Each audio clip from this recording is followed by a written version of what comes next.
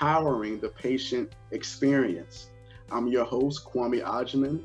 Continue, continue the focus.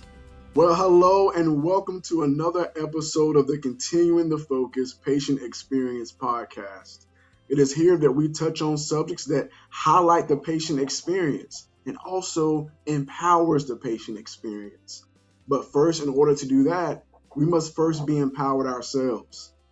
Today, we have a special guest with us. We have Brianne Allen, and our topic today is compassion fatigue. This is season 2, and this is actually the final episode of season 2. So we figured, why not end it with a bang? And with that, I would like to introduce to you Brianne. Brianne Allen, she is one of the patient experience consultants here at Emory Healthcare. She has been with Emory for 6 years, and she specializes in project management and patient advocacy and is responsible for assisting teams with improving their overall experience or the overall experience for patients and teams that she serves. And she is also passionate about self-care, employee engagement, and guess what else? Compassion fatigue. Brianne strives to educate herself and others on these topics. Brianne is inspired daily by her parents who have been working in healthcare for more than 30 years. In her free time, Brianne likes to spend time with her fiance and her 2 dogs. Well, Brianne, welcome to the podcast. How are you? Thank you so much, Kwame. I'm doing great. Thanks for inviting me today. Perfect. We're definitely happy to have you and happy to dig into this subject right here. So let's get started. As relates to compassion fatigue, of course, the first question will be, what is compassion fatigue and how does it affect others? Sure. So many people have heard of something called burnout, and compassion fatigue kind of shares a lot of symptoms with burnout, but they come from different places and can often coexist. So, compassion fatigue occurs when a person, usually a caregiver, is consistently exposed to secondary trauma, and then they take on those feelings as their own. Many of us choose healthcare because we want to help others and we want to see people advance or receive resolution. But when this doesn't happen, it intensifies and it creates a significant stress within us. This exposure quickly accumulates and leads to many symptoms, including apathy. And with that, it ultimately leads to impacting our patients because if we lose the ability to empathize with our patients, we basically lose our best quality as caregivers. So Wow. this leads to less healing and progress, and honestly, more frustration for everyone. You said something that was profound. You said if we lose empathy.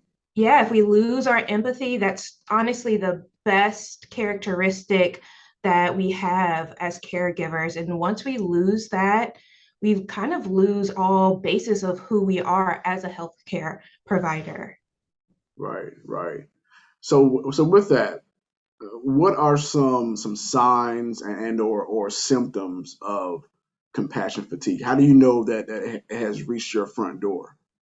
So there's a wide assortment of symptoms of compassion fatigue, and it's just because you can really internalize a lot of that trauma in many different ways. But it can be mental, it can be physical, it can be emotional. And a lot of these symptoms, like I said before, coexist or cause burnout. So those symptoms can be things like mental and emotional exhaustion. It can be isolating yourself from others. You can have apathy, you can have physical exhaustion. And then some things that are kind of more inclined to just compassion fatigue include, not being able to sleep or not being able to sleep all night long.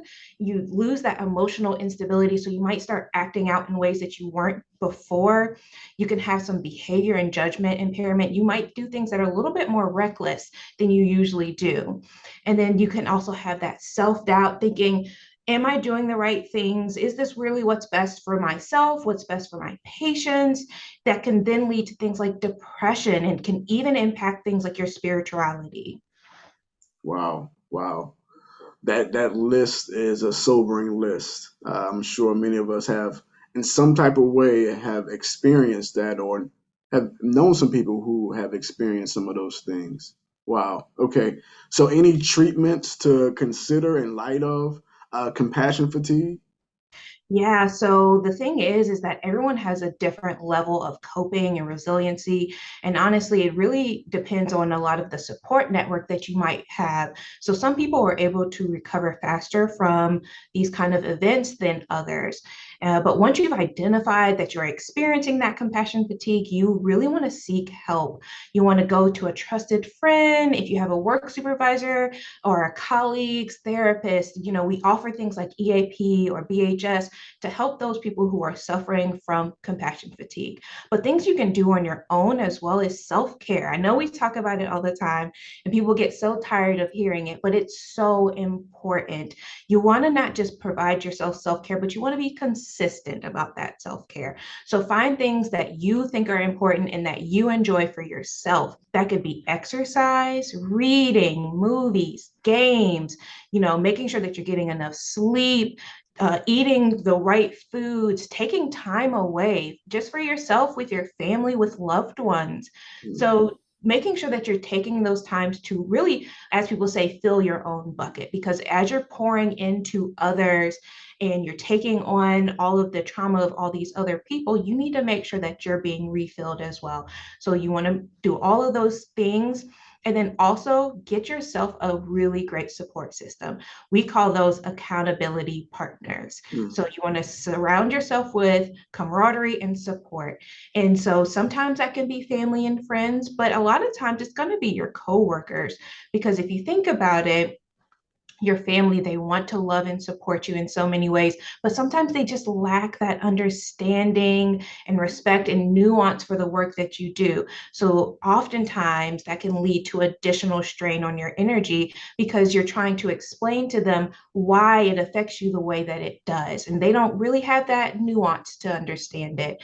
So build a support team from your past or your present coworkers to leverage their understanding, and then together you'll kind of be able to identify when each other are getting overwhelmed to hopefully prevent some of that compassion fatigue, but really help you be able to treat that as well. Wow. So the two things that I got from your response just now, one, isolation isn't the answer. Right. Now, there is within that, there is a form of self care, but it's not like you're just on your own island forever with no accountability partner or partners. Like you need the partnership within this, and but you also need time for self care as well. Absolutely, absolutely. And honestly, you've got to surround yourself with that positivity. If you're always at work or even out on the streets and you're getting that negativity poured into you through Yeah. these other situations, you want to surround yourself with that positivity. And then you want to make sure that you're not getting stuck in that, what I call the gripe phase, where you're Mm, constantly just pouring out all of the bad things, because then you're just putting more stress on the people that you love, but really you want to then use that as a positive feedback opportunity. So to get that support and really help you guide yourself into remaining positive and building off of what is working well. So if you're reminding yourself, this was a bad situation and I thought that, it was tough and I really hated this for maybe our patients, but you can think of this is what I have and am able to do for them. mm. Instead of being stuck on what I can't do, let's get stuck on what I can do and then build off of that. Thank you for sharing that. Truly appreciate that. Okay, so now, as it relates to your research on this subject with compassion fatigue, have you come across any conclusions on prevention on the subject? And I know there's some things that you alluded to, but are there any more conclusions that you have come across? So, really, here's the thing about compassion fatigue.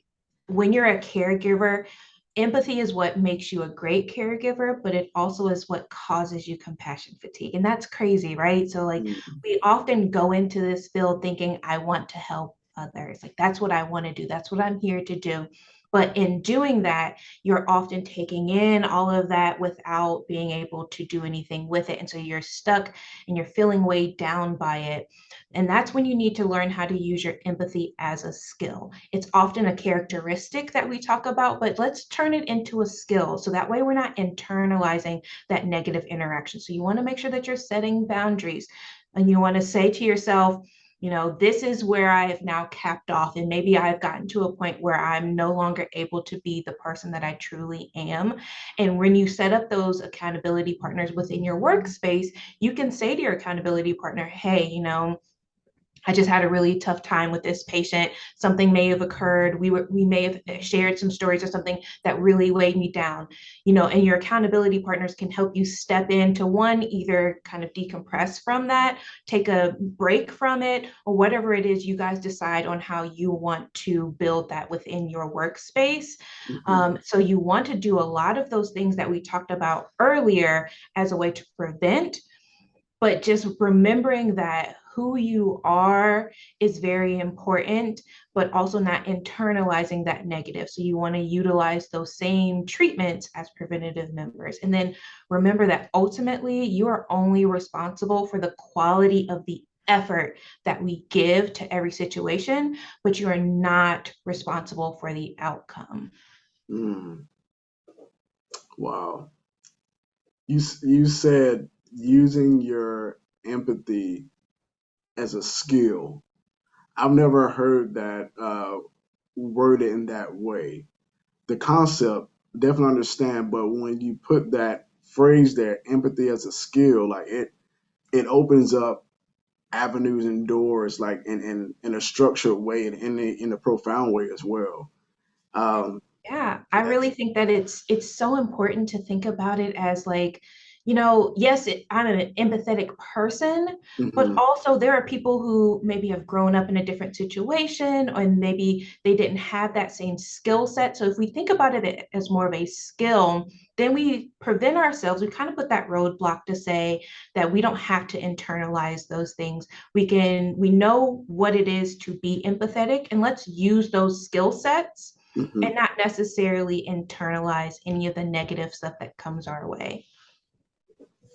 Yeah, because if we do that consistently, then we'll be no good in the long run.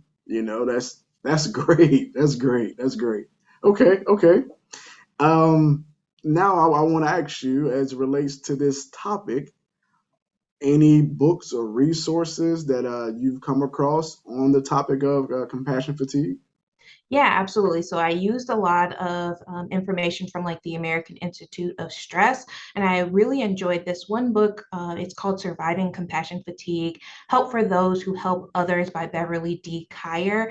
I found a lot of very useful information, and what you'll see there is she also provides a lot of context and examples of other people who have experienced compassion fatigue, and then how they were able to get themselves out, and how we can put in processes in place to hopefully prevent that. But if we do have it happen, how we can treat it.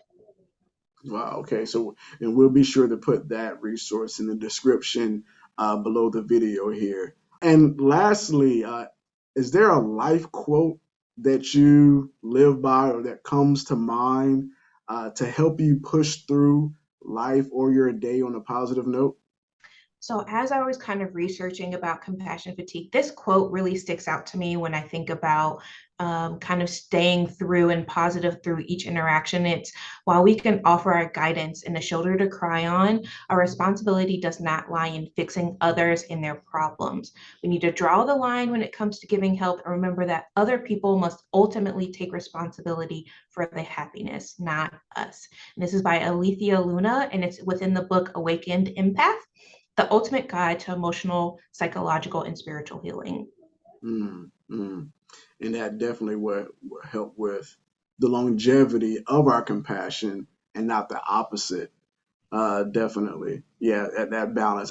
Brianne, thank you again for coming on. Is there anything you want to leave us with before we sign off here?